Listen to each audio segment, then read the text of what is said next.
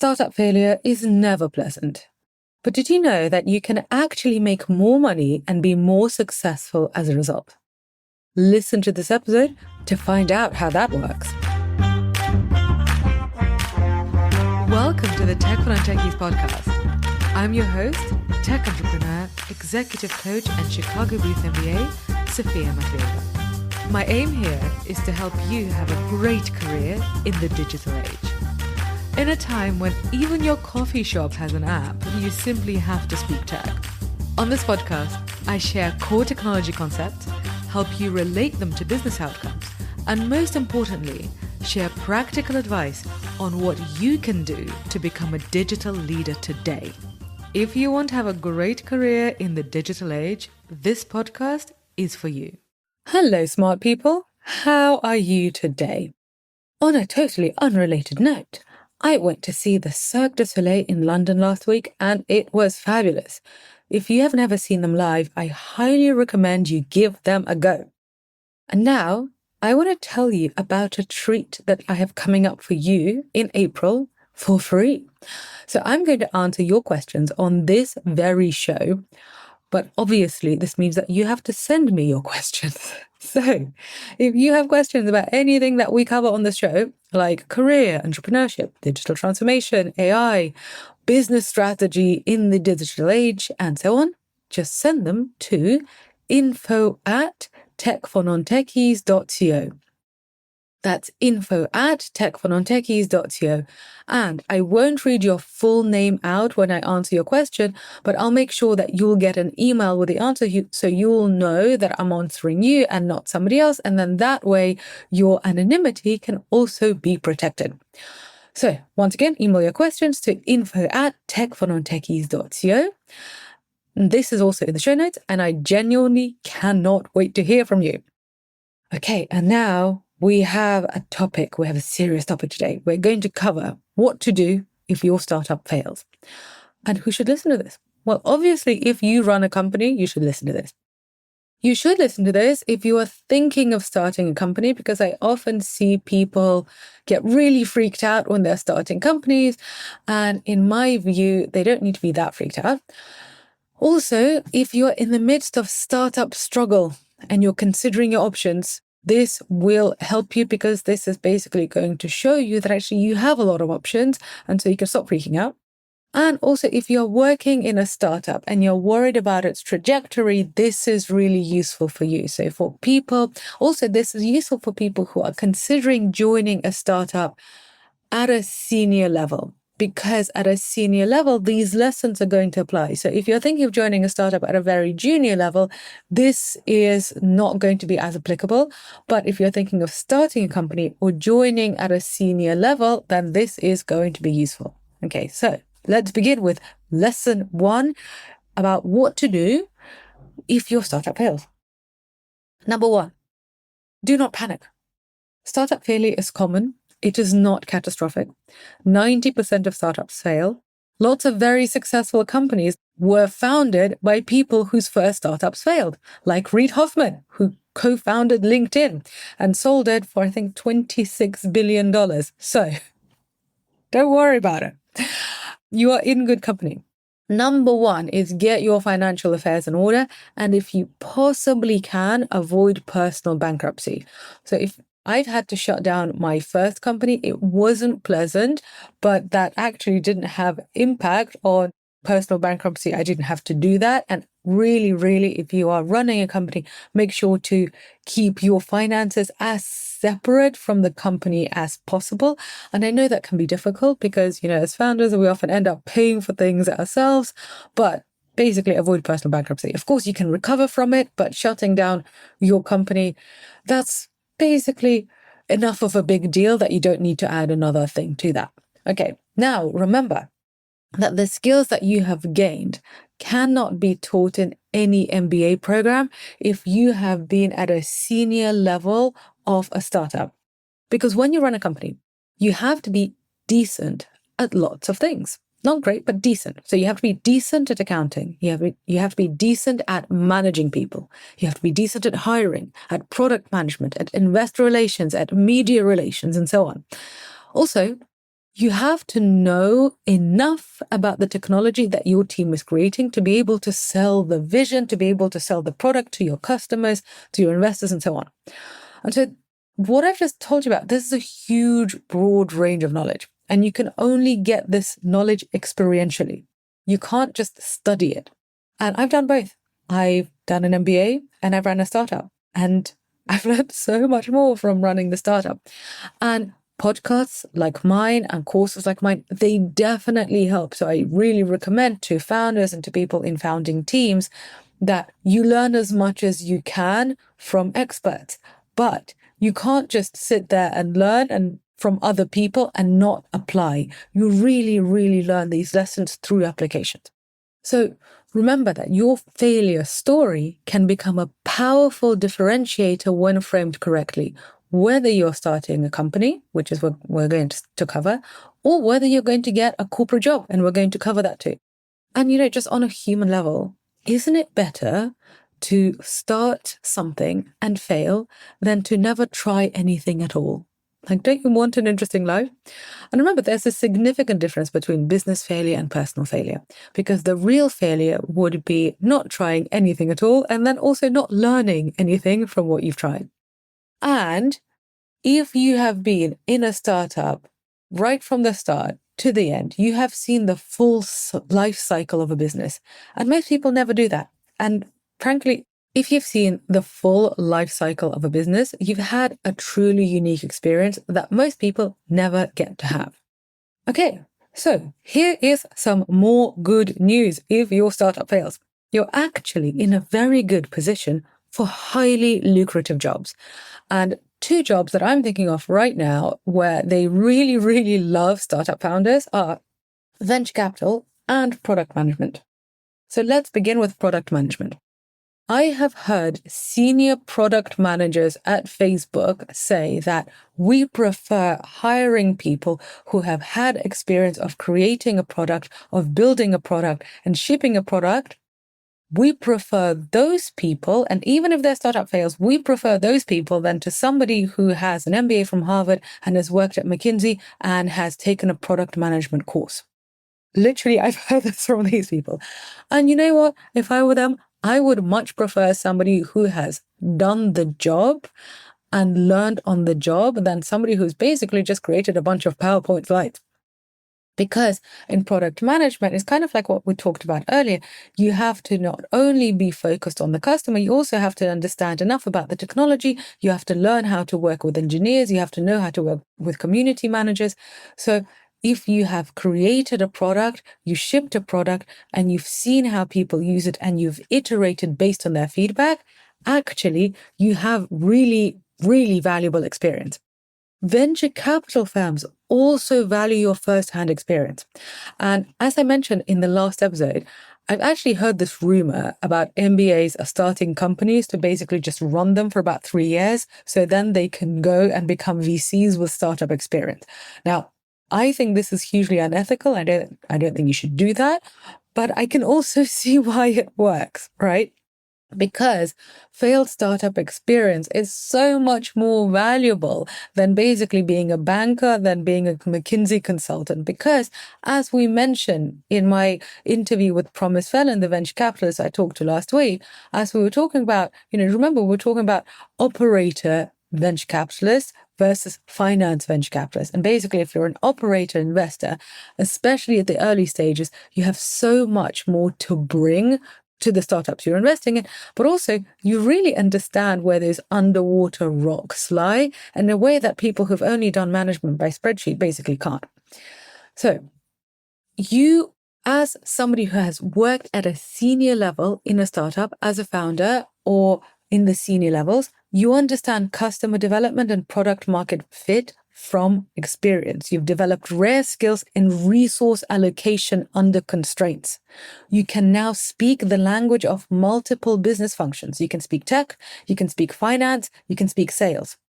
Your hiring value is in the pattern recognition that you've developed and not just in your resume. And by the way, if you're actually looking for a startup, if you're looking for a job after the startup experience, you can literally just get the transcript from this and then you can use what I am saying in your interviews and in your job applications. So your hiring value is in the pattern recognition that you developed, not just in your resume. You can speak the language of multiple business functions. And your experience is going to be super useful to companies who are rebuilding or pivoting, and they're going to really need your experience, or companies that are creating new products, entering new markets. Also, whatever you are doing in the startup, you have likely developed sales skills regardless of your role, because you probably had to speak to customers, you probably had to speak to new hires, and sales skills are going to be useful everywhere. And you have worked in ambiguity, and working with ambiguity is a remarkable superpower. This is what people at the very top of companies have to do. So if you're at the very top of a Fortune 100 company, you are working in ambiguity. If you're middle management of that same company, you are not working in ambiguity, not at the same level. So if you've had startup experience, you actually have way more in common with the big boss at the top than you do with maybe people who are your peers, in terms of age or in terms of graduation and so on. Also, frankly, you are just going to be really interesting to interview. So imagine, if there is somebody in a big company and they are looking for a new project manager, and they are speaking to all these people who've basically done exactly the same jobs at similar companies.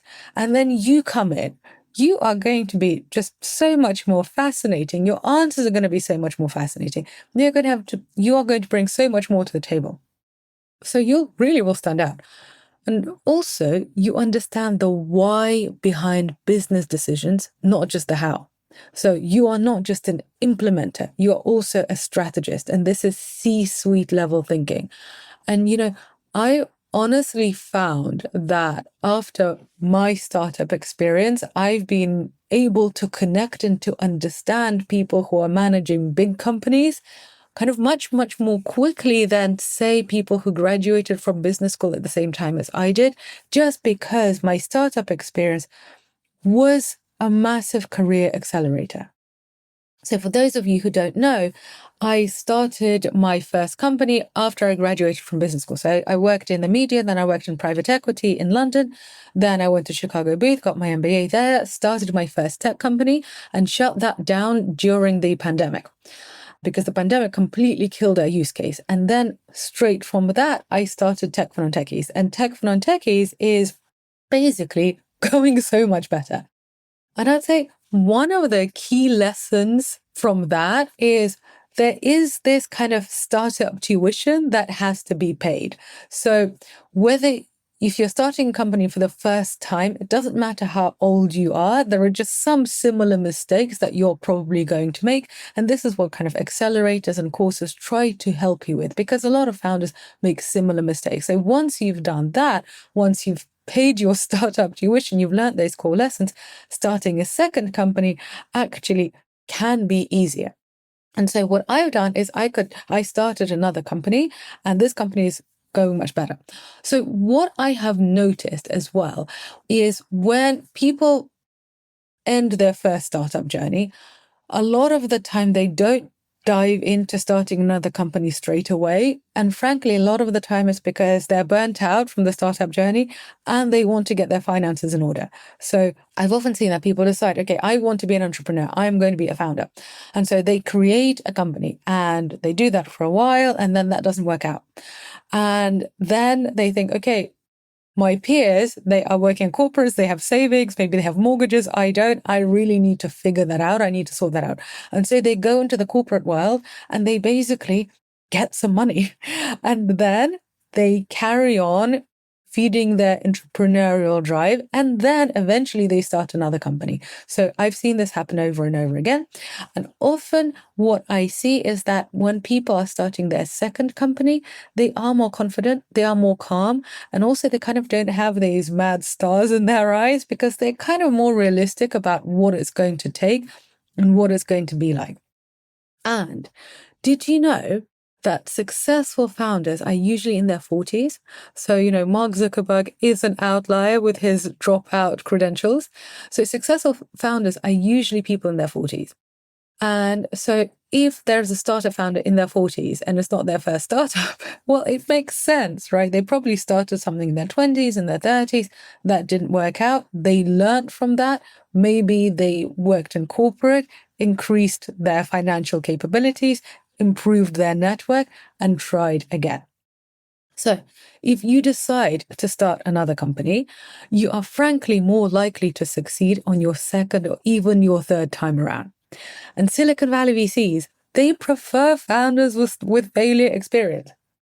And I find that American VCs in general, they prefer startup founders with failure experience. In Europe, that is less the case, but that is stupid because who has better financial returns? So frankly, who has better returns? Let's listen to the winners, right? And the winners, the people with a better return, they generally prefer people with failure experience, okay? Second-time founders also tend to raise money faster as a result because, as I mentioned, your startup tuition has been paid. And so here are some things for you to think about as you're if you're thinking of starting another company. You already know which early warning signs to watch out for. If you don't, maybe note them down. But in general, I would say that if you've gone through the startup failure experience, you kind of know what works and what doesn't. You already have a potential network of co-founders, which is going to be so much better than what you would have done at the start. And so what I noticed, for example, at the beginning, first time, early stage, non-technical founders, they think, oh my God, I need a technical co-founder. And then they just find some random person who can code and give them 50% of their startup. And that never works out. That is never a good idea. And so if you're doing it for the second time and you've done this, then you're not going to do it again, are you?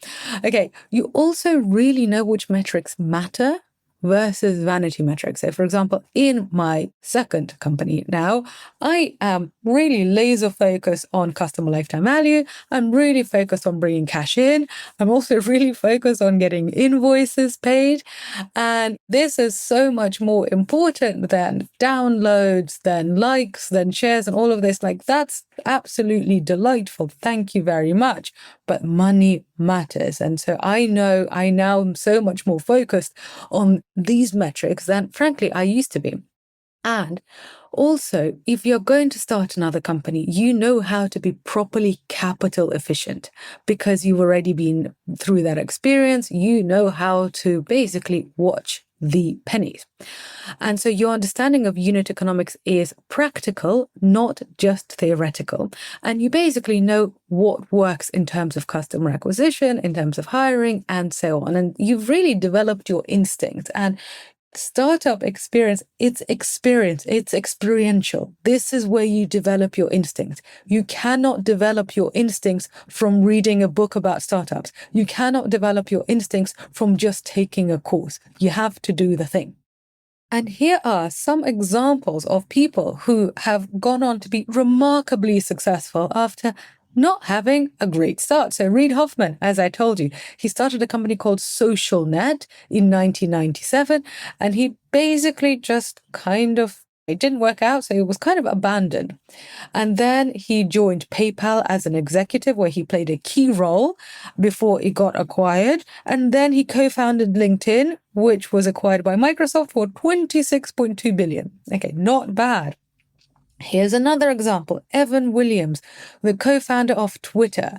He created something called Odeo, which was a podcasting platform, which did struggle after Apple integrated podcasting into iTunes. So Odeo wasn't a huge failure, but basically Williams realized that it wasn't going to be viable. And so then he started working, creating Twitter, which obviously worked out very, very well for him.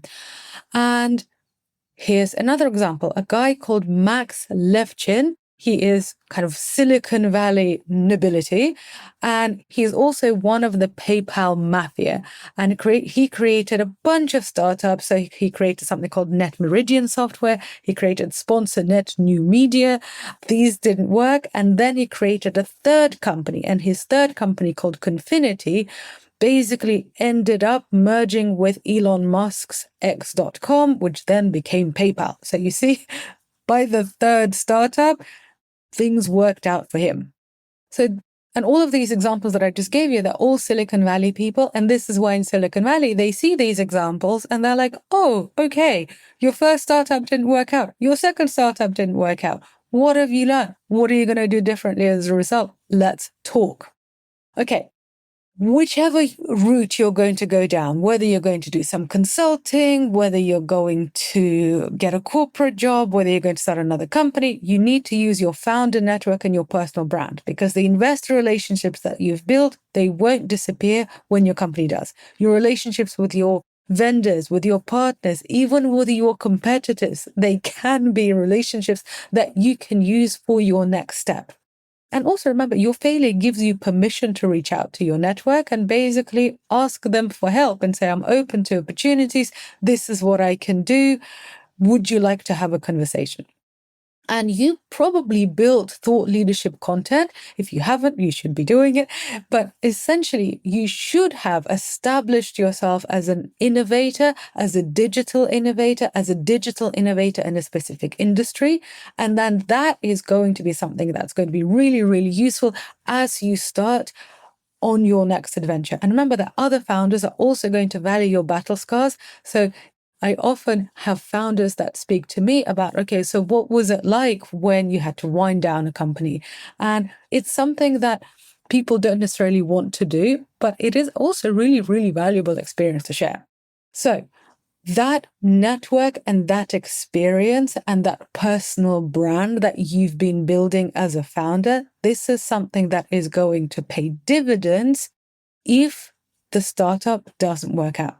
And final note, your exit strategy matters. So basically, how you wind down the company has an impact on your reputation. So basically, try to be as sensible and as graceful as you possibly can.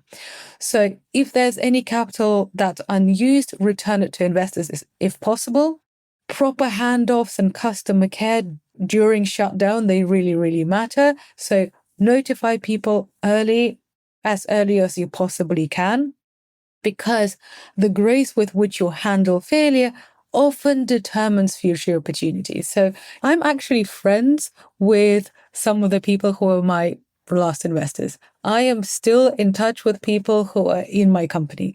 And that's a testament, frankly, to me, but also it's a testament to them, right? Like, we went through this experience. It didn't go the way we wanted to go, but we have all learned from this experience, and we still can have great relationships. But I'm going to be honest, I don't have great relationships with every single person who was involved. So I have great relationships with some, but not with all of them. Because when you're in these stressful situations, you really see who people are. And frankly, there are some people who I've seen them in stressful situations, and I think, yeah, that is a really wonderful person. That person has great moral character. I want to support them in any way I can. And then other people, I'm like, no, I have seen what you're like when things are not going your way, and I don't like it. So also just remember, know the difference between what went wrong versus what you did wrong, because sometimes we do make mistakes and we need to learn from them. But sometimes, when it's like pandemics or wars, that wasn't your fault, unless you're really, really powerful. And so if it's something like a huge exogenous event, that's just something you have to take on the chin and move on. So listen, the bottom line is startups are risky. They are stressful. But if you play it right, starting a company can be tails you win, heads you win. The key is focus on everything you've gained and not what you've lost, and build from there. And remember, it is better to try something. It is better to give something a go. You're going to have a more interesting life than basically if you just carry on sitting there and thinking, oh, what if and what if and what if. That's not going to be an interesting and fulfilling life. Okay, well, thank you very much for listening to this. Remember, if you have questions about this episode or anything else to do with entrepreneurship, digital transformation, career, corporate innovation, AI, business strategy in the digital age, just send them to me so I can answer them in our April episode. So send them to info@techfornontechies.co. And on that note, have a wonderful day, and I shall be back in your delightful smart ears next week. Ciao!